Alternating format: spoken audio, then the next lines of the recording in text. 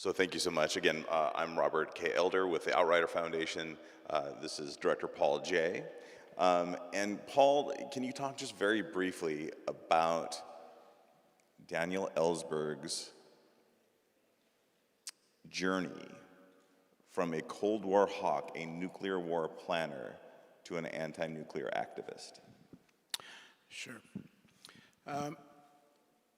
Dan believed, before he died, that we are in another acute Cold War moment now, which is why he spent so many hours, not just talking to me, practically to his last breath, he was talking and doing interviews and trying to warn people, arouse people to the imminent danger of nuclear war. He began his career professionally as a very serious Cold War believer, a hawk. He joined Rand Corporation in the late 50s because he thought there was a danger of another Pearl Harbor, and that would be a Soviet nuclear attack on first an attack on Western Europe and then an attack on the United States. When he discovered this war plan, which was under Eisenhower, that if there was a conventional fight between American and Soviet troops, probably something to do with Berlin, if the Americans weren't doing very well, the plan was for what Herman Kahn, who also worked at Rand Corporation, called a wargasm, meaning the entire nuclear arsenal of the United States would be unleashed against the Soviet Union and China, and it would wipe out every major city. And when asked why China, military officials at the time said you have to be naive and stupid because they're not going to leave any city in China or the Soviet Union.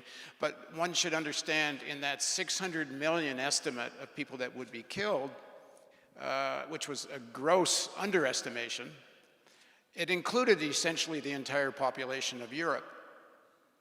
Europe, to a US strategy, and to this day, I think, Europe's collateral damage. He's not building a Golden Dome Trump for Europe. There's no, and never was, an intention of saving Europe. And I was just in Norway, and a former Norwegian prime minister agreed with what I'm about to say. The nuclear umbrella was a con. It was a fraud. It never existed. There was no way the Americans were ever going to trade New York for Rome or Oslo or Berlin or anywhere else. Quite the contrary. The war plans included an understanding there wouldn't be a Europe left after a war. Ellsberg started to realize these things. The missile gap was a big beat for him. The whole idea that there'd be a Pearl Harbor was based on this massive, overwhelming Soviet threat. It turned out to be a con. So to make a long story short, because I feel Rob about to tell me to move on, the Cold War was based on a complete set of lies. There was never a Soviet threat to Western Europe, and the CIA was telling the Truman administration this, and I can point anyone who wants to the CIA documents of the 40s, where they specifically tell the Truman administration there's no threat to Europe from the Soviet Union, and of course that's the time of the Truman Doctrine, and they used the threat. This is the point. The Cold War is a terror campaign to threaten Italy when there might have been a communist government elected, to use it as an excuse to support the far right in Greece. And we're seeing the same moment now, that there's a big push to remilitarize Europe. The Germans, what do they want, $1 trillion of militarization. We're back in one of these same moments now. So the short of it is, Ellsberg finally woke up. So, Paul, you and I were just, again, in Oslo at the Nobel Peace Center. And the Nobel Peace Prize, the last one given, was to the Nihon Hidanko. And those are the folks who are collecting stories of atomic bomb survivors in Japan. And it's one of 14 prizes that the Nobel Peace Institute has given to nuclear-related causes. At this point, what else has to be done to wake up the public to the dangers of nuclear war? Well, first of all, there needs to be a public debate about whether we're willing to put the fate of human civilization in the hands of Lockheed Martin and Elon Musk and their counterparts in Europe. They call the leaders of the military-industrial complex, especially in the nuclear era, they call it the nuclear priesthood, because it is a religion. It's all based on nonsensical assumptions, like this ICBMs that Dan talks about and Wilkerson talks about. It's the most ridiculous thing in the world. You know what they call them now? Because it's so obvious they would be the first target. They call them nuclear sponges. Their objective is to be there, so if the Russians send missiles to the United States, they'll target the ICBM silos first and take up some of the missiles and to be wasted. Well, first of all, how can you publicly say they're just nuclear sponges and then think the Russians are going to attack them? I mean, it's nuts. If there's a nuclear war, it's civilizational war. There's no such thing as limited. So we need to unpack the underlying assumptions of the Cold War. Yes, it got a bit complicated. The Russian aggression against Ukraine, it's a different thing. The Soviet Union, as repressive as it was domestically, it never really attacked anybody. The closest you can get to it is Afghanistan. Intervening in Czechoslovakia, but even there, it's far more complicated. But that doesn't change the fundamental fact. Where is there a threat? Do you think the Russians are going to invade Italy, or Norway, or Germany? As different as the Russian Federation is now from the Soviet Union, there's no evidence there's any more threat to Western Europe now than there was then. This is a big con, and we should start, one, exposing the underlying assumptions, and then two, I guess we'll get into it in the next question, but there are some specific things we can demand. Because while the risk of a deliberate nuclear war, I think, is very low, not zero, but close to zero, that someone is going to just decide, let's go launch. Why the hell would they? But the more the world gets tense, whether it's over Ukraine or Taiwan, the risk of miscalculation and accident goes up and up. And the fact that there's no talks going on, no arms limitation treaty discussions. Right now, as far as I understand it, the Chinese and Americans aren't even talking to each other. The Chinese won't pick up the American phone calls. We're at such a dangerous moment, and yet in this International Journalism Festival, if it wasn't for Rob, there wouldn't be a single session on the issue of nuclear weapons, and this is the only one. And I'm really happy all of you came, but why isn't this place packed? Well, I'm not famous, that's one of it. But it's also, people are in denial. I produced a daily debate show for CBC in Canada for 10 years, daily. And it just occurred to me, in 10 years, I didn't produce one show about the threat of nuclear war. I was just as much in denial as everyone. We got to get over this because the risk is very serious. So that's a good segue. Who do you hope sees the film then?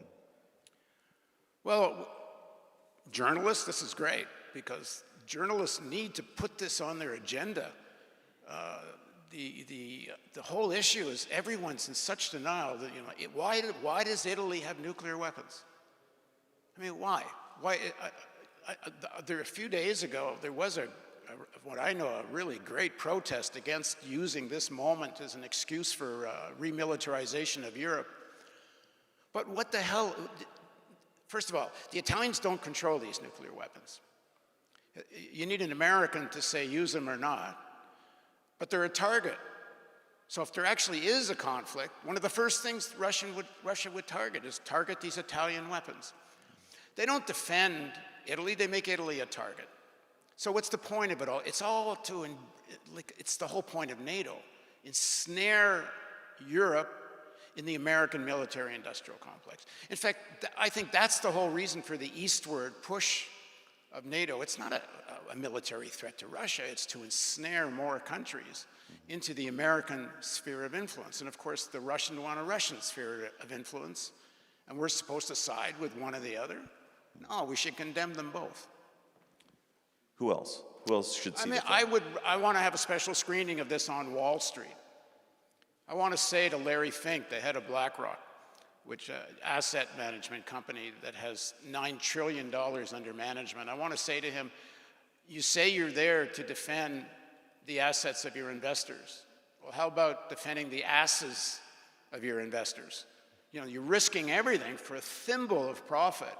But in their heads, the Pentagon says we need it. There's a great line by a guy named Stanley Weiss, who was a multimillionaire recruiting corporate executives to be against nuclear weapons. He would go around making speeches. He would say, being dead is bad for business. So even in the elites, we need to get some of them even to wake up to it's not just a systemic threat, it's a threat to the entire civilization. There's a piece of the film that talks about artificial intelligence and artificial intelligence in command and control. And you and I talked about this a little bit. There was a war games done with Georgia Tech and Stanford University in which they had 4 AIs work through a war game scenario. 3 of them said launch, 1 of them said don't launch. But it made me wonder, are we asking the AI even the right question?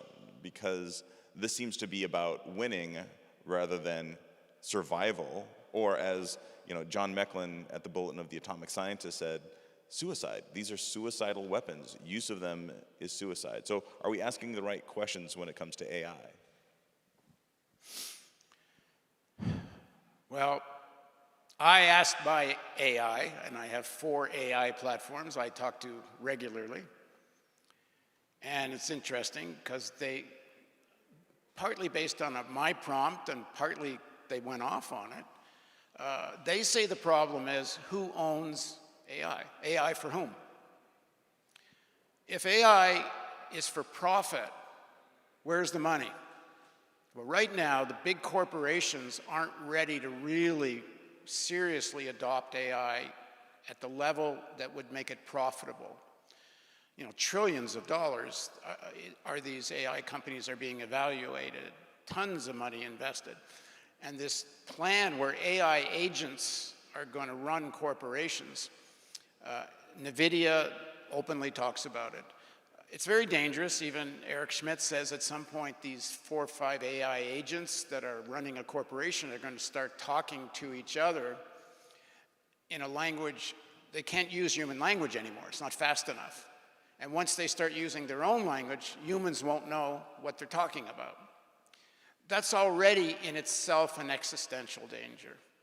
Now apply that to the militarization of AI, because that's where the money is now. Who actually wants to spend real money on AI right now? It's the military. And not American, whether it's Russian, Chinese. There's this AI race, and the Americans, even though somebody like Eric Schmidt talks about the existential threat of AI, he's one of the big investors in militarized AI. Why? Because the Chinese are doing it. Well, that's the old Cold War argument. The Soviets are doing it, so we have to do it. The Chinese are doing it. Instead of talking and having some kind of rational negotiation, but you can also ask AI how to save the situation. Like, try asking AI for solutions to the climate crisis. It can be brilliant, especially if you prompt it past some of the normal conventional answers. Like, ask it, would it be a good idea to nationalize fossil fuel companies and phase out fossil fuel and bring in sustainable energy. AI will go right off on it. And in fact, I think humans, our only future is in cooperation and collaboration with not-for-profit AI. And some of the founders of AI say it today, like Jeffrey Hinton and others. Even the founders of OpenAI started it as a nonprofit company with a small for-profit. Now, then Microsoft invested in the for-profit piece, and now the for-profit has taken over the nonprofit. OpenAI had a rule against militarization. They wouldn't work with the Pentagon on AI. Now, since they've turned OpenAI into mostly for-profit, they dropped the non-militarization, and now they're fully collaborating. It's insane. It's as insane as the fossil fuel and this complete now, they've got a president of the United States who's a complete climate science denier. Okay, but as much as he's a climate science denier, most of us, including most journalists, are nuclear war deniers. We're all shoving it off into some back of our mind, and it's, in a sense, it's an even more imminent threat than the climate crisis. So we have a few minutes left before I want to go to questions from the audience. And you know, we talk about President Trump a little bit, and he has always been against nuclear weapons. He's one of the few recent presidents that has talked about denuclearization. He has called them a waste of money. What, if we're going to live up to the title of the film, what are some small practical things, 3 things that we can do to reduce the risk of a nuclear war? Well, I don't think anybody except some of the craziest of the Christian nationalists want nuclear war. I don't, you know, whether it's the Pentagon or the Kremlin or in Beijing, nobody wants nuclear war. But they are so locked into this economic-driven nuclear war planning. There's so much money in it. It's also the kind of ideological linchpin of the whole military-industrial complex. So yes, Trump doesn't want nuclear war, but I don't think anybody really does. He does want to shift some of the money from conventional warfare, maybe nuclear weapons, into this Golden Dome anti-ballistic missile system, which is extremely dangerous, because if it's at all successful, as Ellsberg says, it actually makes them imagine a first strike is winnable, is possible. So what it means is the Russians have to develop missiles that can bypass it. The Chinese have to develop their own anti-ABM systems.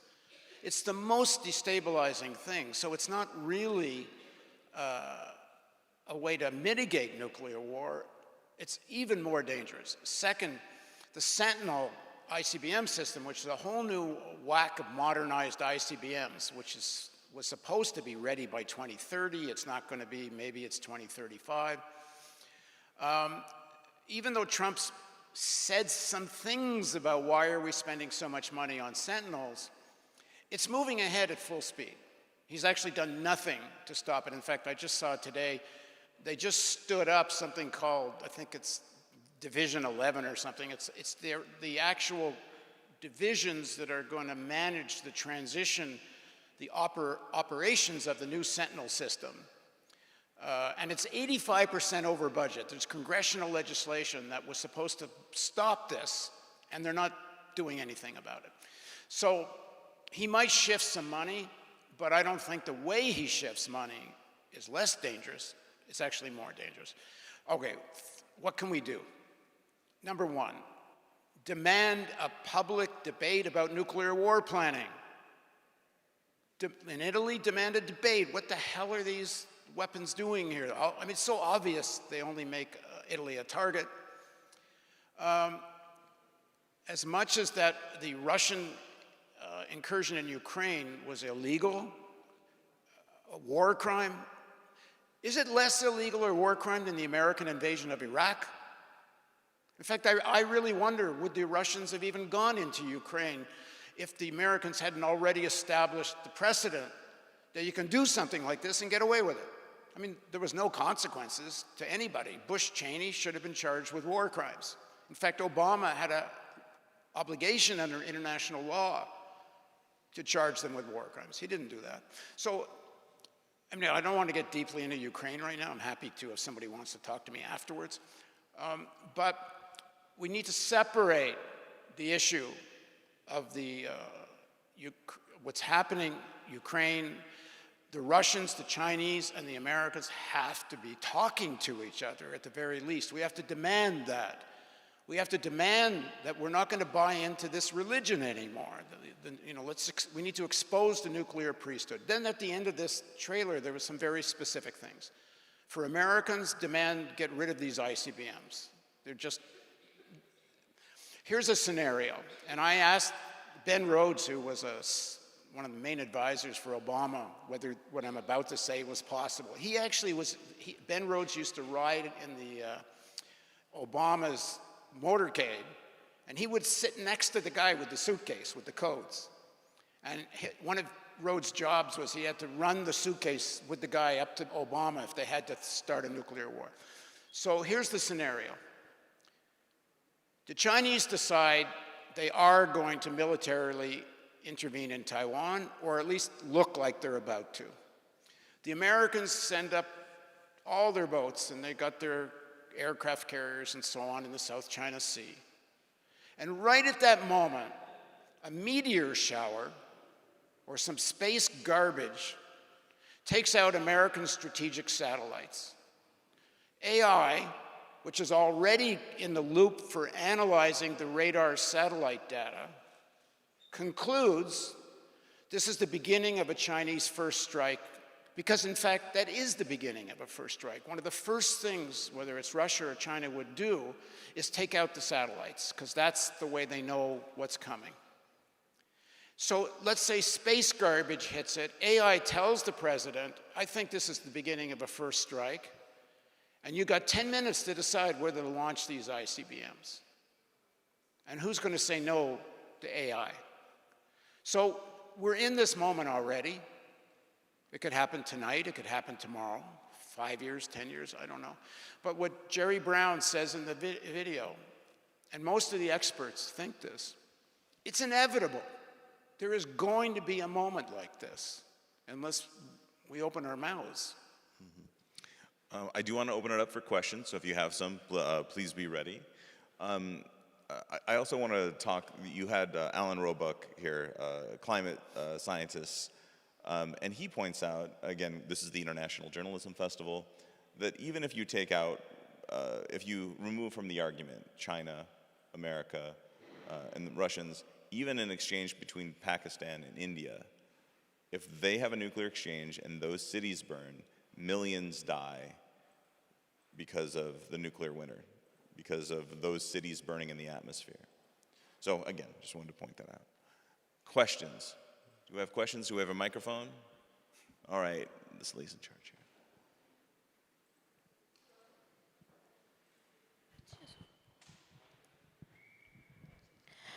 Hi, I am from my school's journal, from high school. I wanted to ask if you think this topic should be talked about in school, and how, and if like students like me, they're interested in just how to talk to it, if it's would be nice to talk to in school. Yeah, that's a great question. I would say start with getting together with all the kids that are already awake about climate, and start saying that people that are already organizing, speaking out, should make this an issue alongside climate, what Dan said at the end there, because it's really the same structures that are in denial about the threat of the climate crisis and nuclear. Get educated, form groups, organize, try to get resolutions passed at your school, and put pressure on history teachers. And it's not so much the fault of the teachers, because they've been trained, but the way history is taught, it's nonsense, especially the roots of this nuclear religion and what happened in the 1940s. People really have to understand that at the end of World War II, the US was in great crisis because they built these massive aerospace companies like Lockheed. Well, what were they going to do with them when the war's over? It was all dependent on big government contracts. So they had to come up with a big enemy to justify spending at the levels of World War II and even more. So they just concocted it. So learn about this, and I'm happy to help. That's, when the film comes out, I would say help get people to watch the film. It's going to open up theatrically to begin with, I hope in cities all over the world. And the more, it's a good place to start getting people educated about it. All right, we have about 7 minutes left. I saw another hand over here.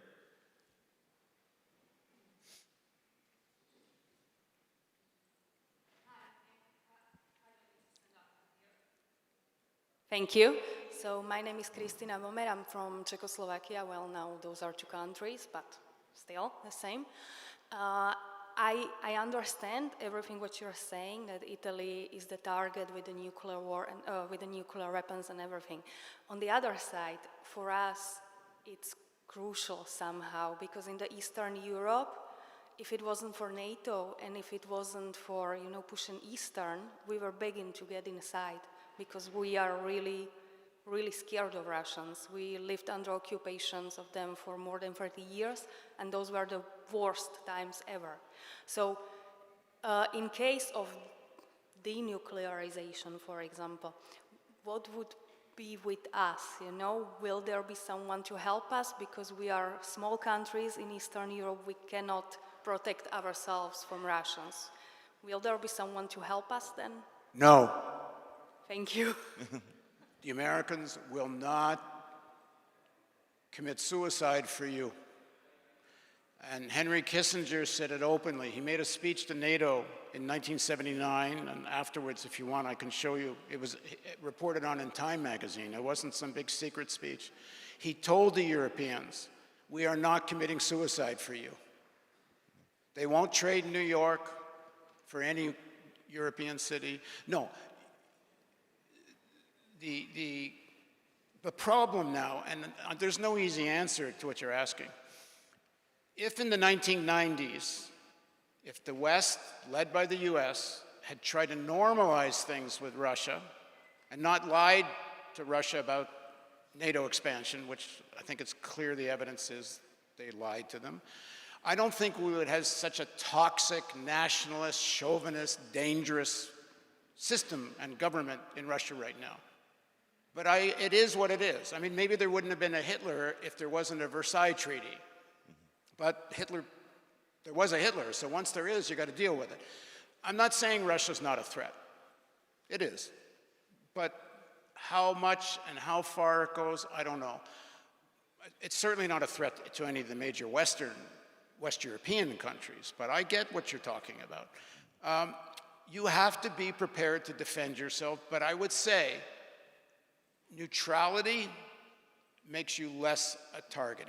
If Ukraine had taken NATO off the table before the invasion, maybe, even that's not guaranteed, because lots of reasons for Russia going into Ukraine. Mostly they wanted to extend their sphere of influence. But maybe if Ukraine had declared neutrality, maybe it would have lessened that risk.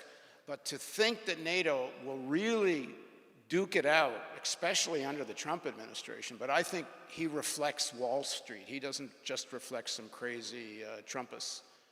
They're not going to sacrifice everything for some East European countries.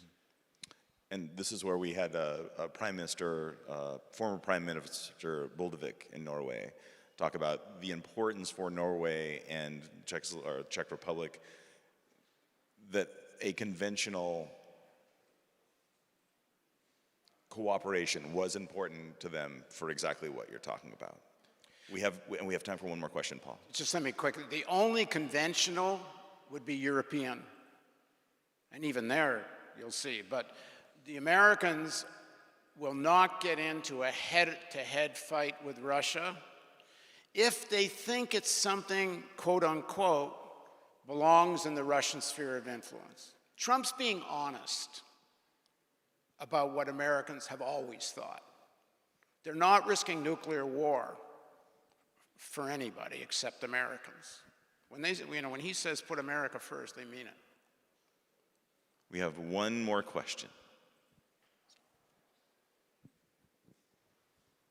Hi there. My name's Devin Terrell. I'm from the Stanley Center for Peace and Security. And we have a journalism program that's called the Developing Story Project, and it is meant to help train and form a community of journalists who are covering this topic. What is your advice as somebody who did at some point have an entry point into kind of investigating this story and starting to talk about it and report it? What is your advice to journalists who are kind of like maybe feeling a bit intimidated by this topic or not understanding exactly how to go about starting to cover this or even staying on the story beyond these kind of crisis moments? Well, what did it for me was Dan's book, Doomsday Machine, Confessions of a Nuclear War Planner. That's what woke me up. I was as much in denial as everybody until I read that. Then I said, holy shit. I said, this must be the most important book I ever read, just because what's at stake. So I would say read Doomsday Machine. Number 2, when the film's finished, watch the film. Number 3, in the US right now, take on this Golden Dome bullshit. It's going to be a trillions of dollars, boondoggle, but the problem's this. We don't know whether this Reagan vision of Star Wars plus AI, maybe it will work. At least a little, some. Everybody knew Reagan's thing was bullshit. It couldn't work. It's like they said it's stopping a bullet with a bullet. Everybody knew that was nonsense. We don't know if this is complete nonsense. It will never stop a first strike of thousands of missiles coming in. Never. But what it might do is be effective enough that if the Americans launch a first strike, they could take out enough of the second strike to make Americans think, like Dan said, well, maybe we can get away with this. And tie this to this nuclear winter thing. There are people in the Pentagon that actually believe nuclear war is winnable. I mean, it's insane. And there's almost nothing in the American press about any of this. In fact, Outrider Foundation, that Rob's part of, leads, they were part of a group that helped fund the New York Times to do some journalism about the current danger. But there's almost nothing else in the media about this. Stick your neck out. That's what I would say to journalists. Stick your neck out. They're not going to send you to jail for the rest of your life the way Ellsberg was thought might happen, but he stuck his neck out anyway. What's at stake here? Human civilization, that's what's at stake. So stick your neck out. Right. And with that, I think we're at the end of time. There, we got it. So, ladies and gentlemen, let's put your hands together for Paul J.